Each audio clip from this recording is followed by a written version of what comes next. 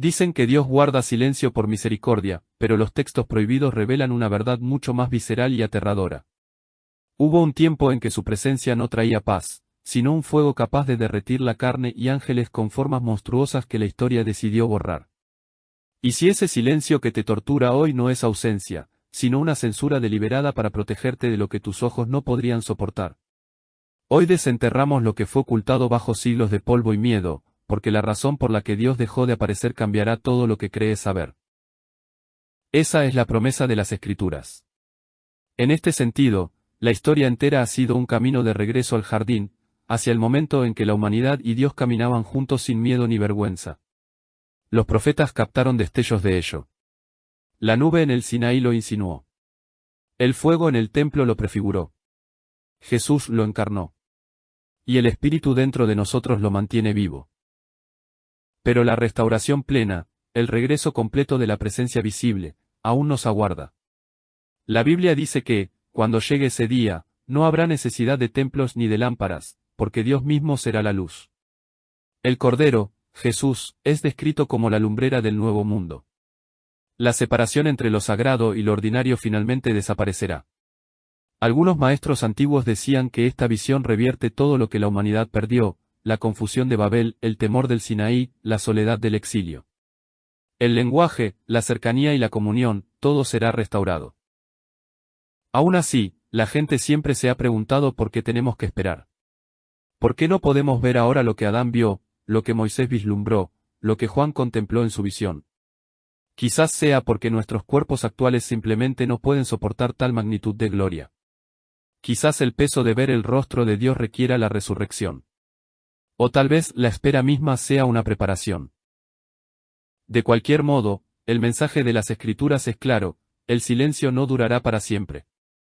La misma voz que una vez paseó por el jardín caminará entre nosotros otra vez. Y cuando llegue ese día, toda pregunta se desvanecerá. Ese es el momento por el que toda la creación ha estado gimiendo. El fin del largo dolor. El Dios que una vez pareció ausente se parará ante nosotros de nuevo. Y lo verás no como una idea, ni como una historia, ni como un símbolo, sino como una persona, como la realidad misma. El silencio se romperá, la espera terminará, y lo que comenzó en el jardín empezará de nuevo para siempre. Si algo en este mensaje ha conmovido tu corazón, si te ha hecho ver la fe oculta o la obediencia silenciosa bajo una nueva luz, no te lo guardes. Comparte esta reflexión con alguien que necesite ese recordatorio hoy. Nunca sabes cuán lejos puede viajar una pequeña verdad. Cuéntame qué parte resonó más contigo. Y si aún no te has unido a este viaje, tómate un segundo para hacerlo y así no perderte lo que está por venir. Cada entrega es un paso más profundo hacia los misterios de las Escrituras y las formas en que Dios sigue hablando a través del silencio. Gracias por recorrer este camino conmigo. Que Dios te bendiga ricamente y que tu fe tranquila, aunque invisible, sea siempre recordada en su presencia. Hubo una época en la que la presencia de Dios era innegable, casi tangible. Caminó por el Edén bajo la brisa de la tarde. Hizo retumbar el monte Sinaí con su poder. Habló desde una zarza ardiente a Moisés, y nadie, absolutamente nadie, dudaba de que él estaba allí. Sin embargo, hoy el mundo parece envuelto en un manto de silencio. Oras y esperas, pero el cielo permanece mudo. ¿Qué fue lo que cambió? ¿Por qué Dios dejó de manifestarse ante nuestros ojos? Juntos desentrañaremos este misterio explorando textos antiguos que la mayoría ha pasado por alto. Descubrirás por qué lo divino era tan visible en el pasado y cuál es la verdad sobre su presencia en el mundo y en tu vida hoy. En el libro del Génesis, se narra cómo Adán y Eva escuchaban el sonido de Dios paseando por el jardín. Imagina por un instante oír los pasos del Creador acercándose, pero entonces, todo se transformó. La humanidad desobedeció. Las puertas del jardín se cerraron y un ángel, empuñando una espada de fuego, custodió el camino de regreso. A partir de ese instante, cada encuentro con lo divino estuvo marcado por la distancia, el fuego, el estruendo y el temor reverencial. Siglos más tarde, Dios se reveló nuevamente en el Sinaí. Habló directamente con Moisés, y su voz rodó como un trueno entre las montañas. Por un breve lapso, el cielo y la tierra volvieron a conectarse. Después de aquel evento, Dios pidió a su pueblo que construyera una tienda especial, el tabernáculo, para poder habitar entre ellos. Cuando terminaron la obra, una nube espesa llenó el lugar, tan cargada de la gloria divina que ni siquiera Moisés podía entrar. Era como si un fragmento del Edén hubiera regresado, Dios viajaba con su gente. Años después, el rey Salomón erigió un templo permanente en Jerusalén. Cuando los sacerdotes concluyeron su labor, sucedió lo mismo, una nube densa inundó el edificio y todos tuvieron que salir, pues la presencia de Dios era demasiado intensa para soportarla de cerca. No era un símbolo ni una metáfora. Era real. El lugar entero temblaba ante su gloria. Pero entonces, algo cambió. Su voz se volvió distante y su presencia pareció alejarse. Los profetas comenzaron a clamar, preguntando por qué el cielo guardaba silencio. El pueblo de Israel fue conquistado y arrancado de su tierra, preguntándose si la gloria de Dios los había abandonado para siempre. Incluso escritos antiguos fuera de la Biblia narran historias similares de cielos cerrados y luces ocultas. Quizás por eso hoy, cuando oramos y no escuchamos nada, esa sensación nos resulta familiar, como si ese silencio hubiera comenzado mucho antes que nosotros. Entonces, ¿qué ocurrió? ¿Por qué se desvaneció el fuego, se levantó la nube y la voz de Dios se apagó? Existen 4 teorías, 4 posibles respuestas. Y una de ellas, de ser cierta, cambiaría todo lo que creemos saber sobre el silencio divino. ¿Por qué el Dios que una vez caminó entre la gente de repente callaría? Fue un castigo. ¿Un cambio en su forma de relacionarse con nosotros o algo oculto que hemos olvidado? No hay una respuesta simple. A lo largo de los siglos, eruditos y creyentes han sugerido varias explicaciones. 4 ideas principales que podrían ayudarnos a entender por qué la presencia de Dios parece tan lejana hoy. La primera idea sostiene que Dios nunca se fue realmente. Simplemente cambió la manera en que conecta con la humanidad. Es una especie de progresión, no una desaparición. Al principio, caminaba con Adán y Eva en el jardín. Más tarde, apareció entre truenos y fuego en el Sinaí. Después, su presencia llenó el tabernáculo y el templo. Luego, en el Nuevo Testamento, se acercó aún más a través de Jesús. El Evangelio de Juan dice, el Verbo se hizo carne y habitó entre nosotros, lo que significa que Dios realmente vivió aquí en forma humana. Tras el regreso de Jesús al cielo, su Espíritu fue dado para vivir dentro de los creyentes. Según esta visión, el silencio que sentimos hoy no es ausencia, es transformación. La presencia de Dios no se ha desvanecido, simplemente cambió de forma, de algo visible y externo a algo interno y personal. La segunda hipótesis ve el ocultamiento de Dios como un acto de misericordia. Tras la caída de la humanidad en el Edén, algo se rompió en la conexión entre el cielo y la tierra. Dios le dijo a Moisés que nadie podía ver su rostro y vivir, lo que sugiere que su santidad es demasiado abrumadora para que el ser humano la sobreviva. Bajo esta perspectiva, la distancia entre nosotros y Dios es una especie de protección. Se colocó un velo entre el cielo y la tierra, no como castigo, sino como seguridad.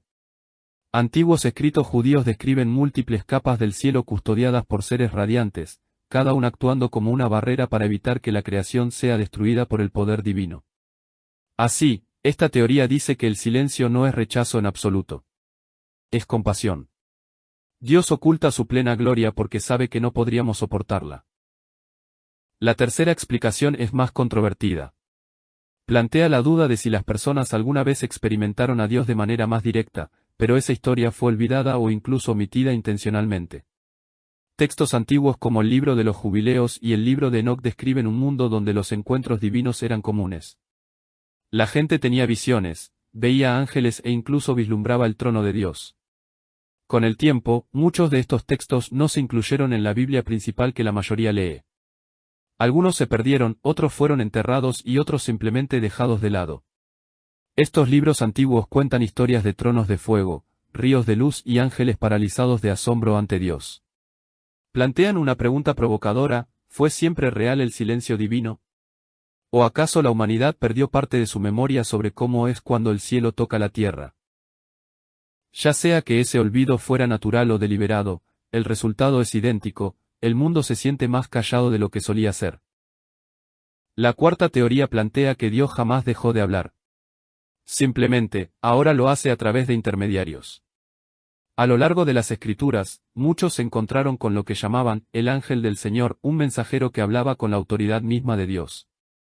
Cuando Moisés vio la zarza ardiente, ese fue uno de aquellos encuentros. En el libro de Daniel, un ángel aparece radiante y tembloroso, explicando que batallas celestiales habían retrasado su llegada. Incluso en el Apocalipsis, el mensaje de Cristo llega a Juan por medio de un ángel. Esta visión sostiene que Dios sigue hablando, pero a través de mensajeros, voces, visiones e impresiones, para que su poder no nos aniquile. Si esto es cierto, el silencio no es falta de comunicación, sino un cambio en el canal de entrega. Cada una de estas ideas ofrece una perspectiva distinta para entender qué ocurrió con la presencia visible de Dios. Tal vez una sea la correcta. Tal vez todas guarden una parte de la verdad, pero juntas sugieren algo importante: el silencio que experimentamos podría no significar que Él se ha ido.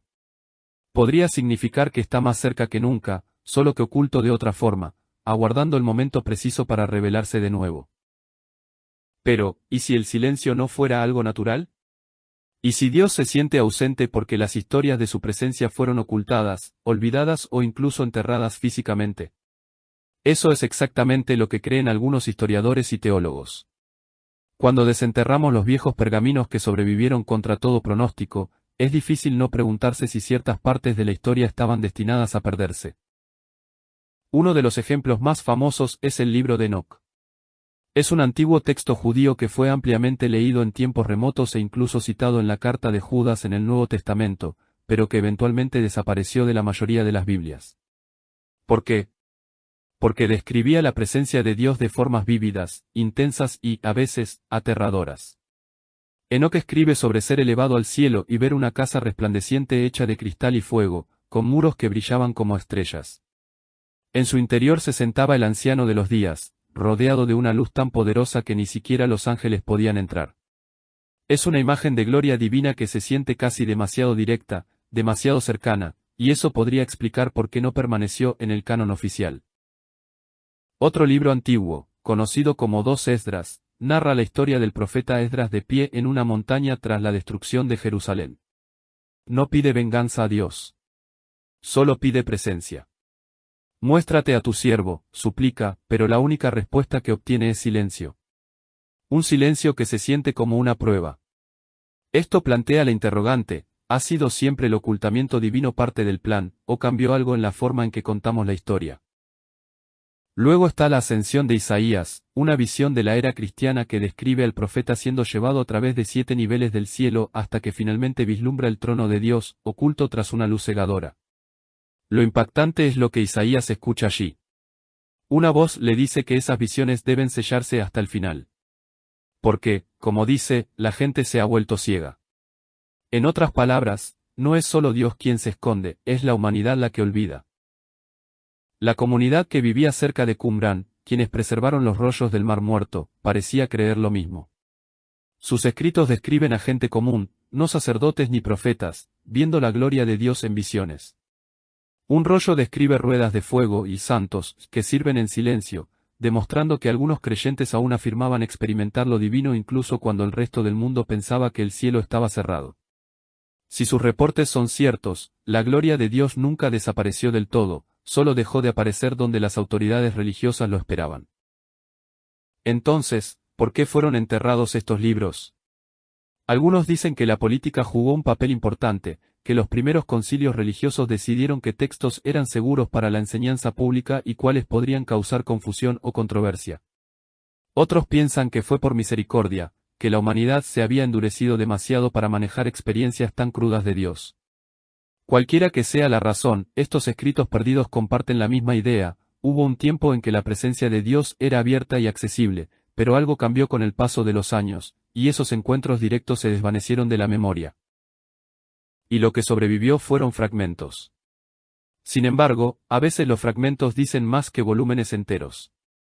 Lo fascinante es cuánto se alinean estos textos olvidados con las escrituras mismas. Las visiones en Enoc resuenan mucho con las ruedas de fuego vistas por Ezequiel y la sala del trono descrita por Isaías. El lamento de Esdras pidiendo a Dios que se revele hace eco de los salmos que preguntan: ¿hasta cuándo, Señor? ¿Te esconderás para siempre? Incluso la visión de Pablo de ser arrebatado al tercer cielo en su carta a los Corintios suena similar a los cielos en capas de la visión de Isaías. Todas estas conexiones sugieren lo mismo: el velo entre el cielo y la tierra podría ser más delgado de lo que pensamos. Así que quizás estos libros perdidos no sean solo mitos. Quizás son piezas faltantes de una historia mayor. Una historia que nunca estuvo destinada a ser completada por manos humanas. La mayoría de nosotros crecimos escuchando. Que la Biblia contiene 66 libros, pero algunas antiguas comunidades cristianas conservaron más, llegando hasta 81. ¿Y si esos escritos adicionales preservan destellos de encuentros que fueron considerados demasiado misteriosos, demasiado abrumadores o demasiado peligrosos para mantenerse en la corriente principal?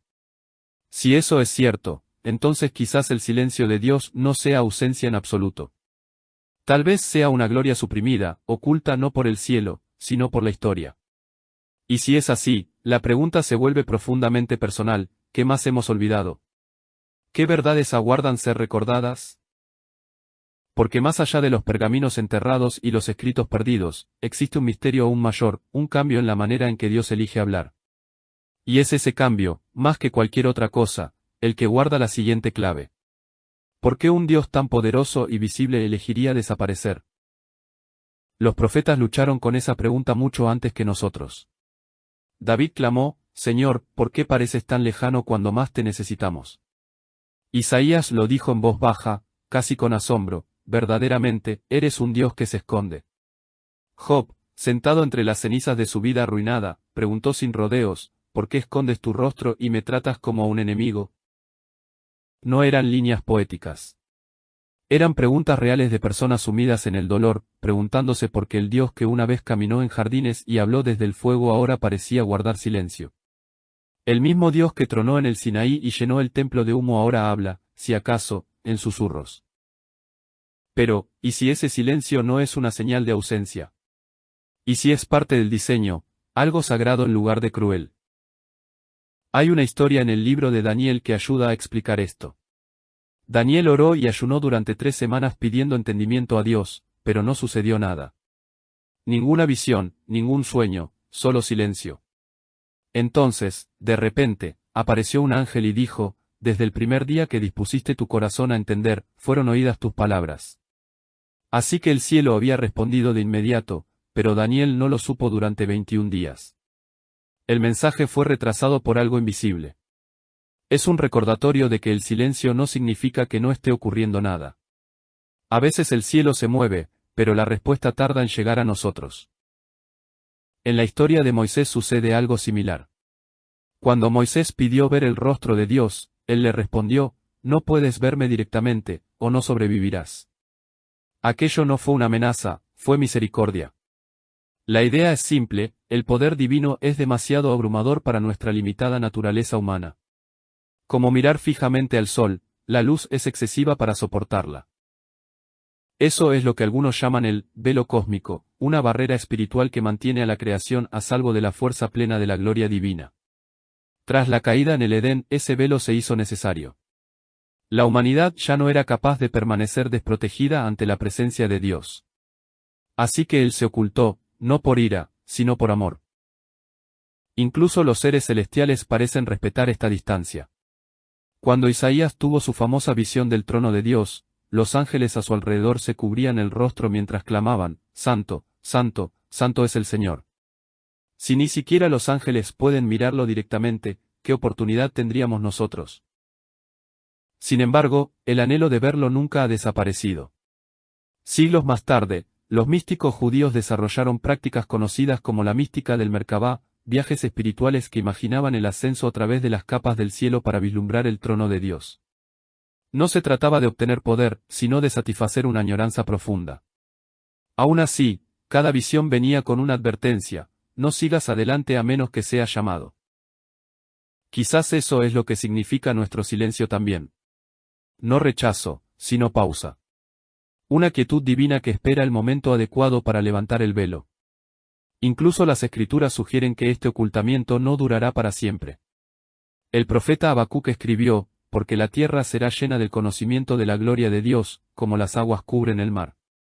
Eso aún no ha sucedido, pero señala un futuro donde el silencio finalmente se rompe. Hasta entonces, la quietud sirve a un propósito. Nos prueba. Nos forma. Nos enseña a anhelar lo que viene. La historia de Job termina con él diciendo, de oídas te había oído, mas ahora mis ojos te ven. De alguna manera, aunque Dios parecía escondido, estuvo allí todo el tiempo, y fue la espera la que preparó a Job para ver. Tal vez para eso es el silencio. No es el fracaso de la fe, sino su prueba. Quizás estábamos destinados a vivir en el misterio para que nuestro deseo de Dios se hiciera más profundo, no más débil. Hoy vivimos en un tiempo en el que el fuego ya no cae del cielo y las nubes no hablan. Pero la gente sigue esperando y orando. Y en esa espera ocurre algo sagrado. El silencio se convierte en una especie de entrenamiento, una preparación para lo que está por venir. Porque las grandes historias de las Escrituras nunca trataron solo de ver a Dios. Trataban de aprender a anhelarlo.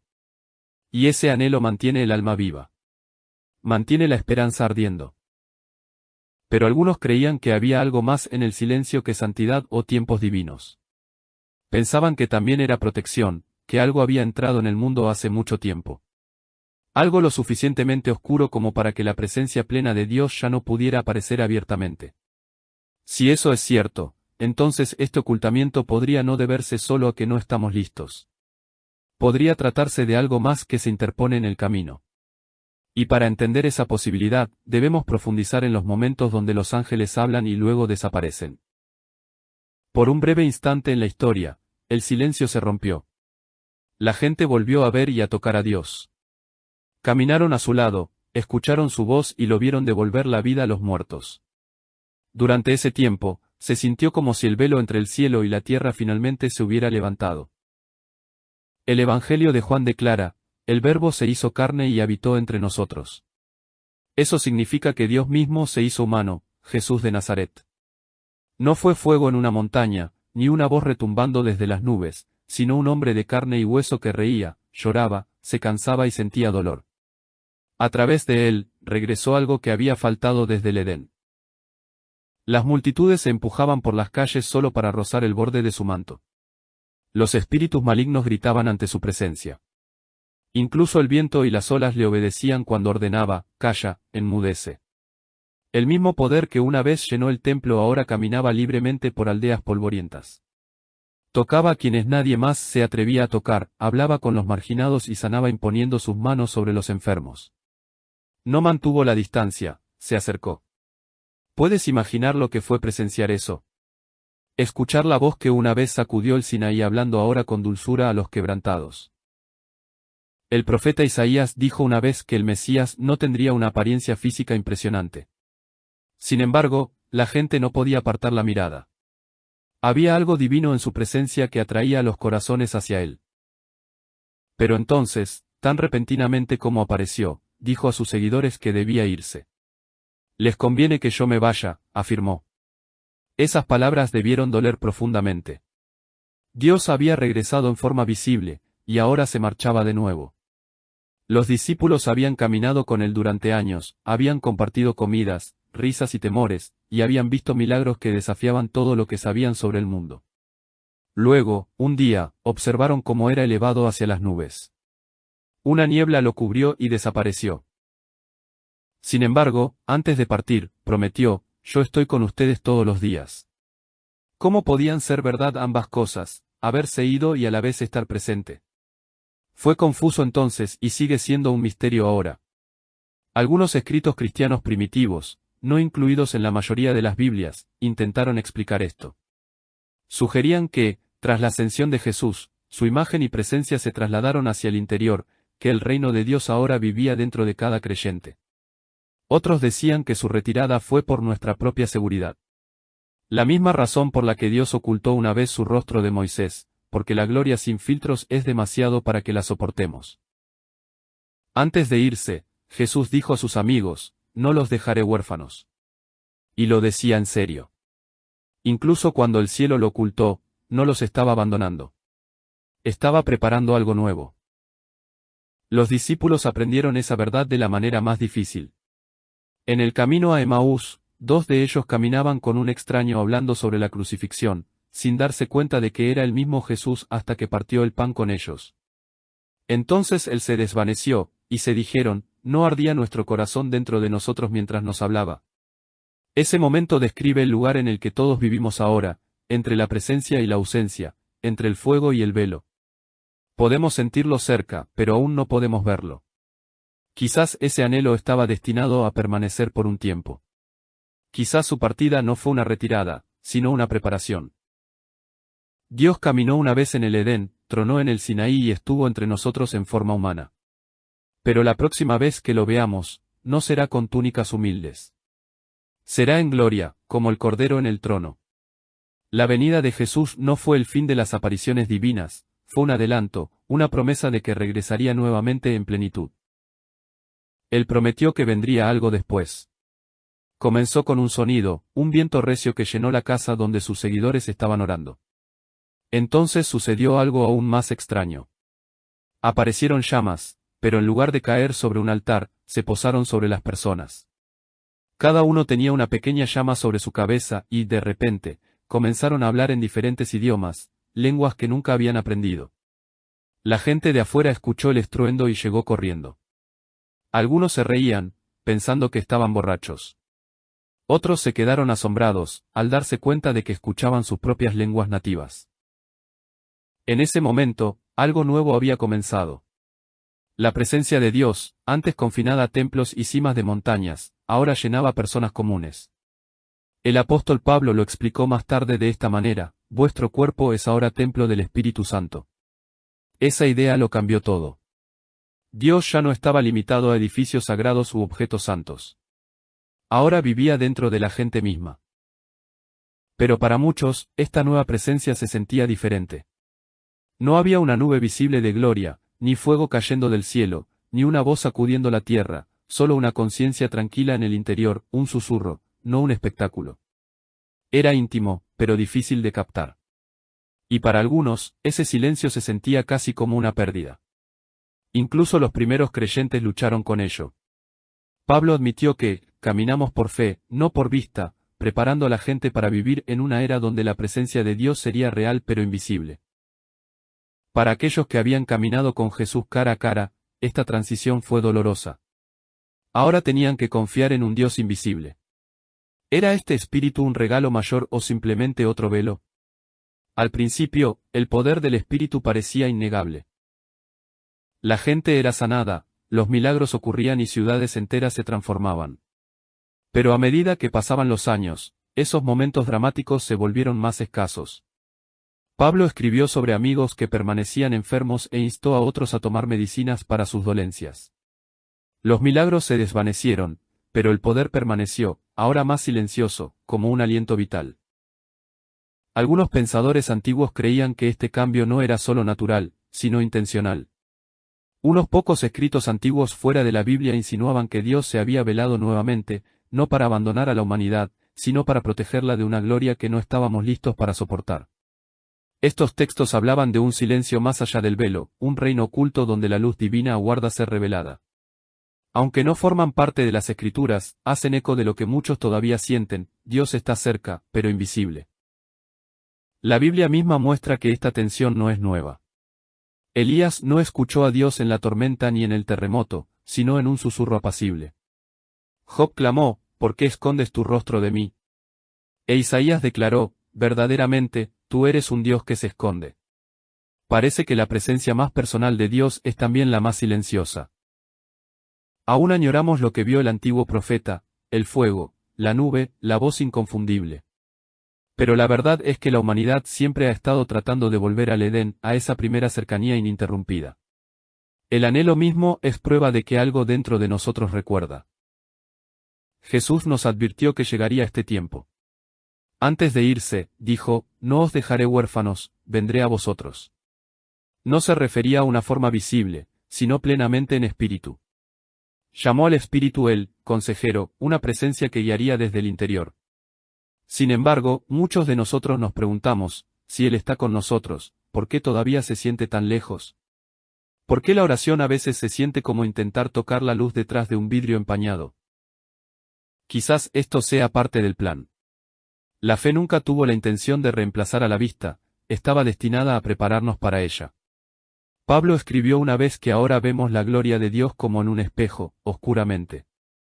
El reflejo es tenue, pero real. Y un día, dijo, veremos cara a cara. Así que incluso en el silencio, hay una promesa. El Espíritu dentro de nosotros no es el fin de las apariciones de Dios, es el comienzo de su regreso. El mismo aliento que pronunció mundos para que existieran ahora se mueve a través de la oración. Vivimos en esa tensión, la espera entre lo visible y lo invisible. Pero no estamos abandonados. Dios está aquí. No en el trueno ni en la llama, sino en el aliento. En la atracción silenciosa que nos lleva de vuelta a Él. El silencio no es vacío. Es presencia en una nueva forma, esperando el día en que el velo finalmente se levante. Y cada día se vuelve más delgado. La Biblia termina con una promesa que rompe el silencio de una vez por todas. En el libro de Apocalipsis, capítulo 21, Juan describe una voz del cielo que dice, «He aquí el tabernáculo de Dios con los hombres, y Él morará con ellos, y ellos serán su pueblo». Es la anulación del exilio, el momento en que la humanidad finalmente regresa a lo que se perdió en el Edén. Pero antes de que aparezca esa visión, Juan ve escenas que son casi imposibles de describir, un trono brillando como joyas, un mar tan claro como el cristal y criaturas vivientes cubiertas de ojos que miran en todas direcciones. Para él, estos no eran símbolos ni mitos. Eran cosas reales que vio estando en el espíritu, cuando el mundo oculto se abrió ante él. La pregunta es, ¿qué presenció realmente? ¿Fue una revelación única destinada solo para él, o un vislumbre de lo que vendrá para todos cuando el velo que separa el cielo y la tierra sea finalmente removido? A lo largo de este viaje, hemos estado preguntando por qué Dios dejó de aparecer. Pero en esta visión final, la pregunta cambia porque aquí Él regresa. No como una idea o un sentimiento, sino como gloria visible. Juan cae al suelo como muerto porque la luz es abrumadora, casi insoportable. Este es el momento hacia el que todo se ha estado dirigiendo, cuando lo que estaba oculto se vuelve visible de nuevo. Y el Dios que una vez pareció silencioso habla cara a cara con su creación. El apóstol Juan escribió más tarde, le veremos tal como Él es. Esa promesa, por simple que parezca, ha sido el latido de la fe durante siglos. Los teólogos llaman a ese momento futuro la visión beatífica, una frase que significa la visión dichosa. Es la creencia de que cuando las personas finalmente vean a Dios plenamente, la experiencia las cambiará por completo. Los primeros escritores cristianos lo describieron como ser llenado de una luz que te conoce completamente y un amor que no deja distancia ni escondite. Algunos místicos posteriores lo imaginaron aún más dramáticamente, como si el alma misma fuera atraída hacia la presencia de Dios tan profundamente que la separación ya no existiría. Estas son interpretaciones, no escrituras, pero todas apuntan al mismo anhelo. El deseo de ver, verdaderamente ver, a aquel a quien hemos estado esperando. Incluso el apóstol Pablo admitió que ahora nuestra visión es limitada. Dijo que es como mirar en un espejo oscuro. Hay reflejo, pero no claridad. Un día, dijo, eso cambiará. Entonces veremos cara a cara. Imagina eso. Sin más distancia. Sin más preguntarse si Dios escucha. Solo conexión directa. Piensa en la última vez que alguien te miró y realmente te vio, sin nada oculto. Ahora multiplica ese momento por la eternidad.